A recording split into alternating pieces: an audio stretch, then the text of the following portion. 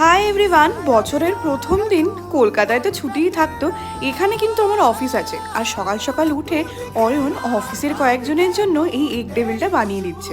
এখানকার লোকজন এমনিতেই বাঙালি খাবার খেতে খুবই ভালোবাসে, আর মাঝে একদিন অয়ন যে চিকেন চিজ বল বানিয়েছিল ওটাও অফিসে নিয়ে গেছিলাম। সবাই খেয়ে খুব প্রশংসা করেছে। আর বছরের প্রথম দিন দেখলে লাঞ্চে কি খেয়েছি? ভাত, ডাল, আলু ভাজা। সকালটা হালকা খেয়ে ভালোই হয়েছে, কারণ বিকেলে আমার আর অয়নের একটু ঘুরতে যাওয়ার প্ল্যান আছে। বাড়ি এসে দেখি অয়ন আমার দুদিনের জন্য রান্না বান্না সব করে রেখেছে। শান্তি করে বসে দুজন মিলে একটু চা খেলাম। কালই তো ও চলে যাচ্ছে, আজকে দুজন মিলে যাব এলচিকো রেস্টুরেন্টে।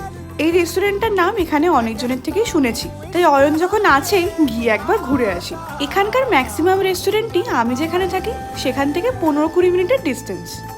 যাওয়ারও চিন্তা নেই, আর দেরি হলে অয়ন তো সাথে আছেই, ফেরারও চিন্তা নেই। তো অ্যাম্বিয়েন্স কিরকম, কি কি খেলাম নিয়ে আসছি পরের ব্লগে। টাটা।